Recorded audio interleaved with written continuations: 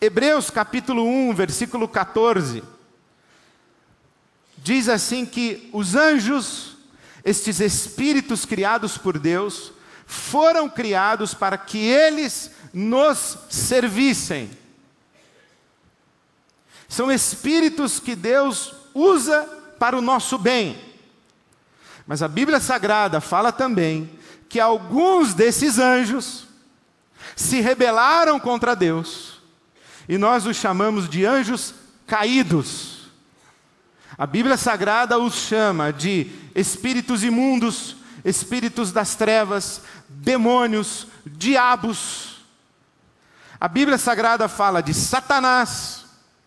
Aqui no Apocalipse, esta figura aparece praticamente em todas as páginas. O dragão, o diabo, o Satanás, a serpente, o acusador, o tentador, o destruidor.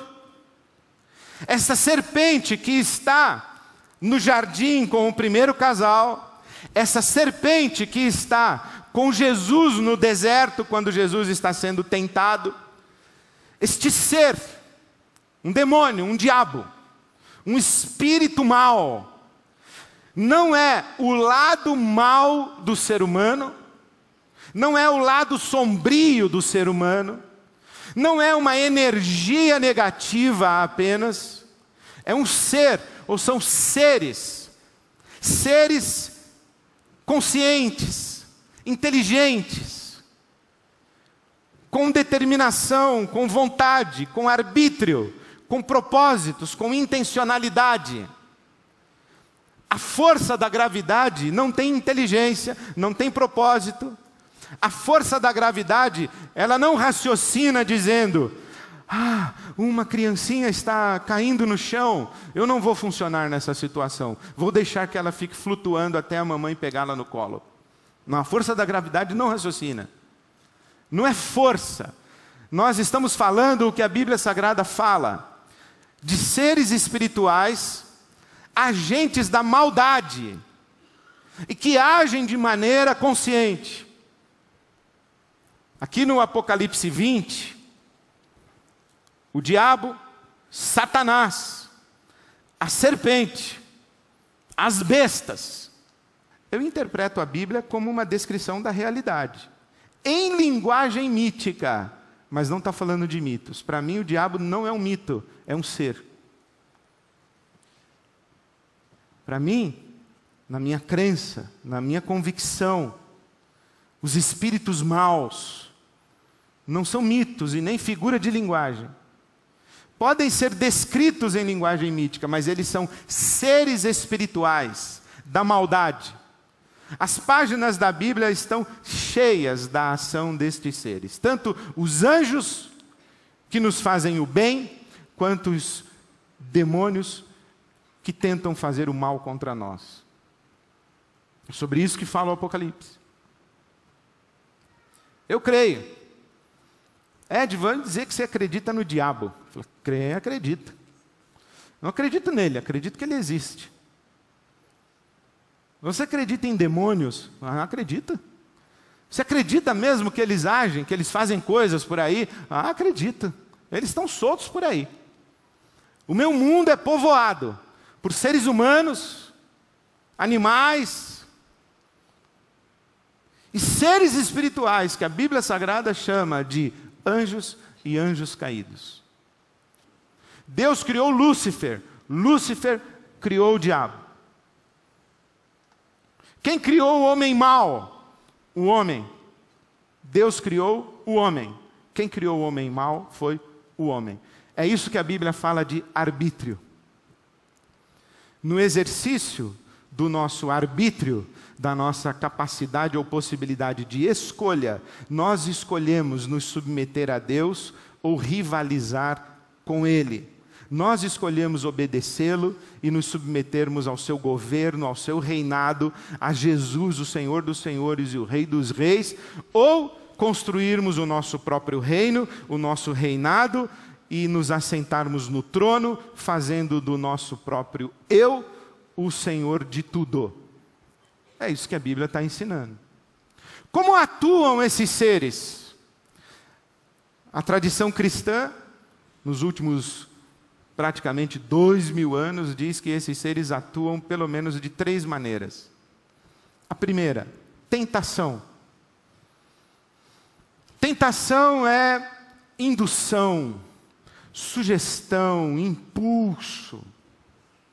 A tentação é uma fala, é uma voz que sugere para você caminhar na direção contrária à vontade de Deus.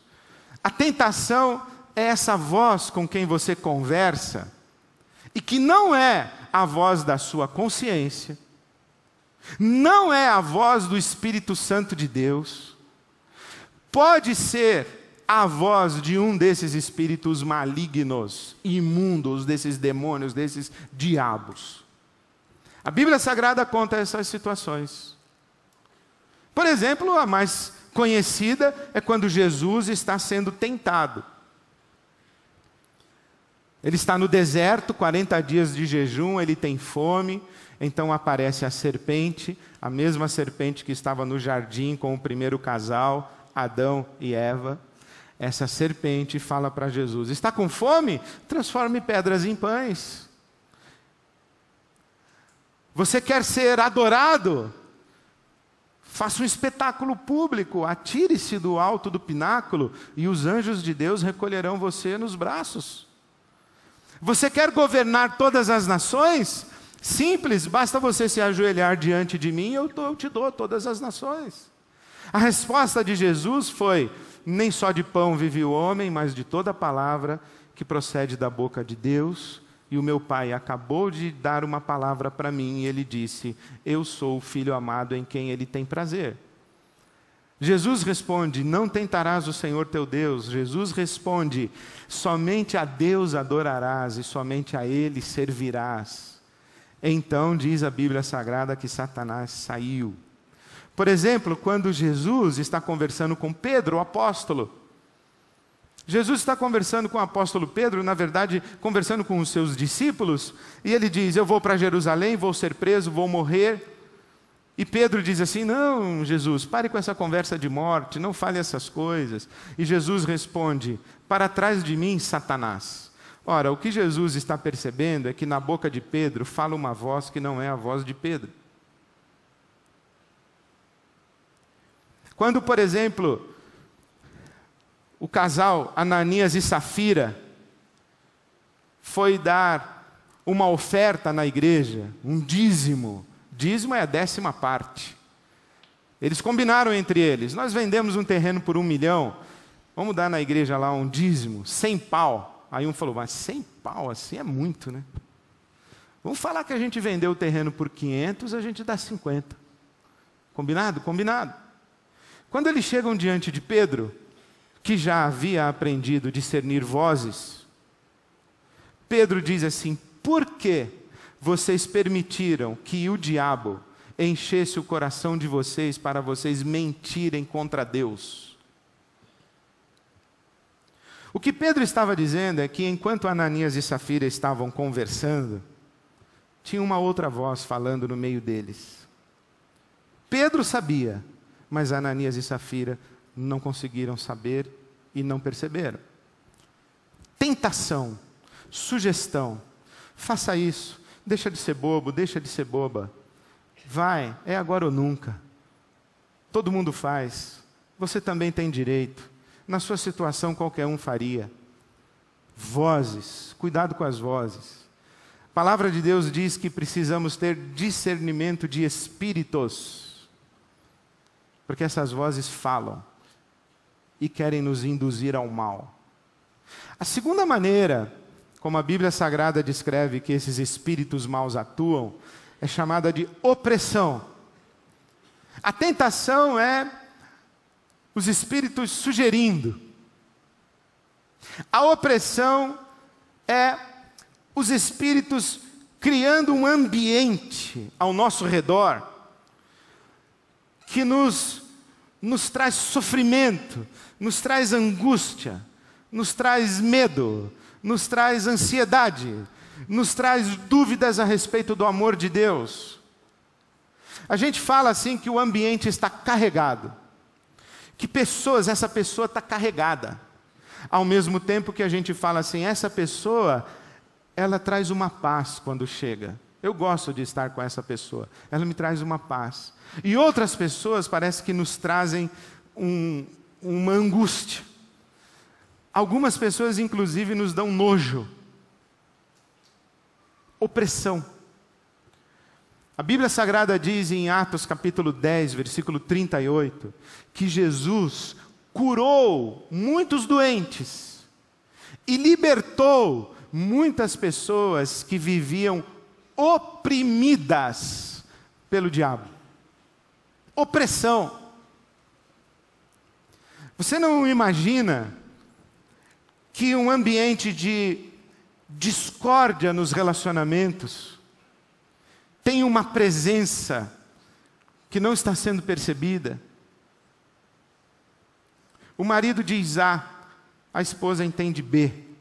Ela responde C, o marido entende D. D ou B? B ou D? Não, você falou B, não, falei D. Falou, não, você falou B. Falou, não, falei então, falei D. Falou, não, falei B. Um fala uma coisa, o outro entende outra. É um ambiente de conflito na casa. É um ambiente de conflito no trabalho.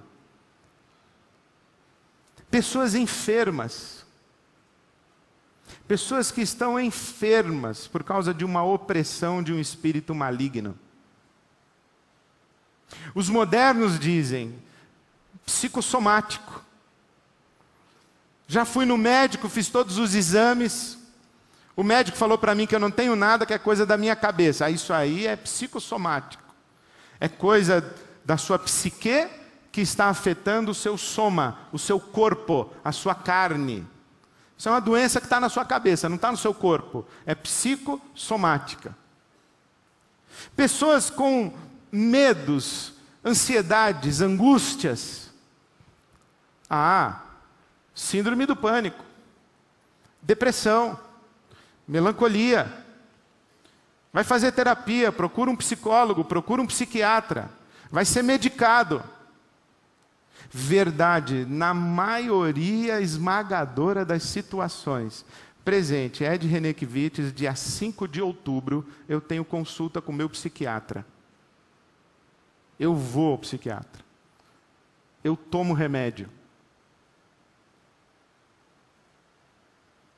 Porém, eu tenho certeza que algumas pseudo-enfermidades têm a ver com dimensões espirituais não discernidas.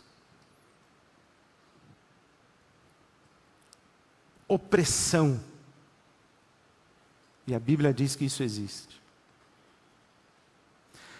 A terceira maneira como os espíritos atuam, nós estamos acostumados a chamar de possessão. O sujeito está com o diabo no corpo, está possuído pelo demônio. A palavra possessão na Bíblia Sagrada não existe, na Bíblia Sagrada existe a palavra demonização. A pessoa está demonizada. Ela está sob o controle de um espírito maligno. O Novo Testamento mostra vários encontros de Jesus com pessoas que estavam oprimidas por espíritos malignos e que estavam demonizadas, na verdade, mais do que oprimidas, estavam sendo controladas. Um controle da sua vontade, da sua volição, um controle dos seus sentimentos, das suas emoções, o controle dos seus pensamentos, o controle inclusive do seu corpo físico, pessoas que mudam de voz, pessoas que têm uma força excessiva, pessoas que ingerem álcool em quantidade absurda, e num estalar de dedos, quando o espírito sai, elas estão absolutamente sóbrias. Isso aí é demonização. Eu já estive em muitas situações assim, não quero estar de novo. Não faço nenhuma questão de estar de novo. Alguns irmãos têm esse ministério de aconselhar, acompanhar e servir a Deus na libertação de pessoas que estão demonizadas, nós dizemos possuídas. Mas eu já estive nessas situações. Eu lembro, mais de 20 anos, quando eu cheguei aqui na IBAB, não sabia nada disso. Nunca tinha visto, exceto na minha casa, na minha infância, que a minha família era envolvida com as religiões afro e a minha tia incorporava espíritos. Mas na igreja onde eu cresci, jamais. Mas aí cheguei na IBAB. E um dia estava na minha sala com uma dessas moças demonizada. E eu conversava com ela, estava comigo a minha conselheira, intercessora, Lídia. Lídia estava aqui hoje de manhã, eu contei, ela lembrou. E eu conversava com a moça e a Lídia dizia assim: não é ela não, pastor, é o espírito. E ela caía na risada, dava uma gargalhada assim, tirando uma de mim. Aí quando era o espírito, a Lídia falava com ela. Aí voltava ela. Aí eu começava a falar. E a Lídia falava: pastor, não é ela, é o espírito. Aí ela caía na risada de novo. Aí quando acabou, tudo foi resolvido. Eu falei: Lídia, como é que você sabe que é ela, é o espírito? Está nos olhos, pastor. Olha bem nos olhos dela. Eu olhei. Não vi nada. Só tinha certeza mesmo quando ela dava todas as evidências. Por exemplo, teve um momento que a Lídia teve a feliz ideia de me mandar ler a crucificação de Jesus para ela. E ela falou assim: não vai ler. Aí eu falei: ah, Jesus, agora é uma questão de macheza e fé. Vou ter que ler. Eu estava bem assim, a minha mesa aqui, a janela da minha sala tinha grade, não dava para pular. Aí eu falei: vou ter que ler. Ali eu não tive dúvida de que era o Espírito que estava dirigindo-se a mim. Eu falei: mas Lídia, como é que você sabe? Olha nos olhos, pastor. Eu falei: eu olhei, não sabia. Ela falou assim: é porque você é muito orgulhoso. Eu falei: eu sou humilde.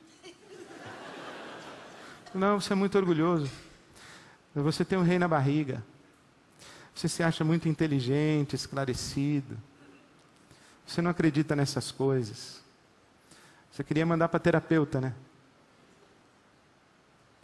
Enquanto você não for na sua casa, reconhecer a autoridade de Jesus e se quebrantar diante de Deus, você não vai discernir o mal debaixo da sua barba, bem na sua frente. E eu fui para casa e me ajoelhei. E vivo ajoelhado até hoje, pedindo para Deus me dar discernimento das vozes que são minhas, das vozes que são de Deus, mas das vozes que estão aqui e que não são minhas nem de Deus, para eu dizer: afasta-te de mim, Satanás, eu não tenho nada contigo, essa sugestão não tem nada a ver comigo, eu sou um filho de Deus, um servo de Jesus Cristo. Essa voz eu não quero ouvir, não quero. Afasta-te de mim, sai. Discernimento para perceber uma presença maligna nos ambientes que eu frequento, nas pessoas, ao redor das pessoas com quem eu convivo. Eu não sei se você já teve essa experiência, eu já tive várias. De entrar num ambiente, perceber um negócio bem ruim, eu já vou falando: ó, vai saindo todo mundo, em nome de Jesus, sai, que eu cheguei, chegou a luz, aqui é um lugar de Jesus e só de Jesus. Vai saindo. Lembro um dia, estava dirigindo pela cidade, uma irritação, uma raiva do mundo. Aí deu aquele estalo, eu falei: eu não te dou liberdade para estragar meu dia, sai agora, pode sair. Não sei nem onde você está, de onde veio, pode sair. Você vai dizer assim: Ed, você é medieval. Você é muito atrasado, você acredita nessas coisas, você ainda acredita nisso? Eu acredito e comigo está dando certo. Ah, é autossugestão. Eu falei: beleza, tudo bem que seja. Mas eu uso da minha autossugestão para mandar sair tudo que é coisa ruim que eu percebo. Está na pele, arrepia até o pelo do braço. e na autoridade de Jesus abençoar pessoas que estão escravizadas pelo mal. Quer ler na Bíblia Sagrada? Segunda carta de Paulo a Timóteo. Segunda carta de Paulo a Timóteo, capítulo 2.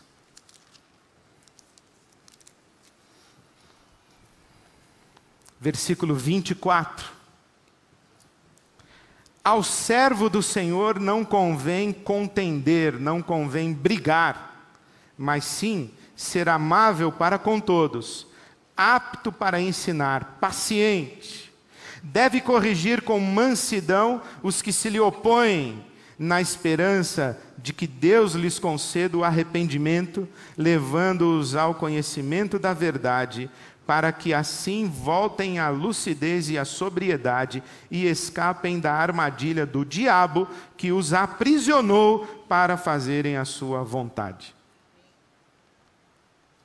Em nome de Jesus, abençoar essas pessoas que fazem o que fazem, vivem como vivem, acreditando que são senhoras de si, mas na verdade são escravizadas por espíritos malignos e fazem a vontade dos espíritos malignos. São usadas pelos espíritos malignos. Veja, eu queria deixar bem claro. Agora você diz assim: pastor, vou embora agora, vou ficar preocupado, que eu estou ouvindo vozes. Vou ficar olhando para os outros, amanhã no meu trabalho. Aí você diz assim: agora eu já descobri porque que aquela pessoa me inferniza a vida no trabalho, é do diabo. Calma. Você vai agora ficar procurando o diabo onde está. Não faça isso. Não faça isso. Isso aí é fazer, sabe o quê? É você ficar de costas para a luz, olhando para a escuridão, procurando onde é que tem coisa ruim. Não esquece. Fique de frente para a luz. Sujeite-se a Deus. Consagre seu coração a Deus. Sirva a Jesus. Louve ao Senhor Jesus, o Senhor dos senhores, o Rei dos reis. E quando, porventura, um desses espíritos malignos passar perto de você, peça a Deus que lhe dê discernimento, de romper imediatamente as sugestões e as vozes. Não quero ouvir essa voz, eu só quero ouvir a voz de Deus. Discernir a opressão dizendo: a sua intimidação não me assusta, porque eu sou de Jesus. E pode ir saindo já. Não quero saber de vocês. Se porventura uma pessoa demonizada, não dessas que torce o corpo e espuma pela boca, mas dessas que não parecem demonizadas, que você só discerne olhando bem nos olhos, estiver diante de você, abençoe essa pessoa em nome de Jesus. Abençoe essa pessoa em nome de Jesus, interceda por ela, e se tiver ocasião, dê uma palavra de autoridade. Dê uma palavra de autoridade. Oração é quando a gente fala com Deus. Palavra de autoridade é quando a gente fala com o espírito imundo. Tem um amigo que ele faz as duas coisas ao mesmo tempo. Ele está falando com Deus, ele deixa Deus em stand-by, fala com os espíritos imundos, depois volta, fala com Deus. É palavra de autoridade, oração, palavra de autoridade, oração. Faça isso. Seja medieval. Seja supersticioso. Eu lembro Billy Graham, quando foi pregar na Inglaterra pela primeira vez, no jornal do dia seguinte, em Londres, um articulista disse: esse pregador está atrasado pelo menos 50 anos no pensamento dele. Então foram perguntar ao Billy Graham: o que o senhor tem a dizer? O articulista está equivocado. Eu não estou atrasado 50 anos. Na verdade, eu quero estar atrasado 1950 anos. Eu quero levar todo mundo de Londres até a cruz do Calvário, onde o Senhor Jesus derramou o seu sangue por todos nós. Eu quero levar toda a cidade de Londres até o túmulo vazio, que Jesus deixou para trás no domingo da sua ressurreição. Nós somos esse povo, o povo que celebra o Cristo que está vivo, o Cordeiro de Deus. Tudo no Apocalipse é muito inteligente, muito profundo e difícil de entender.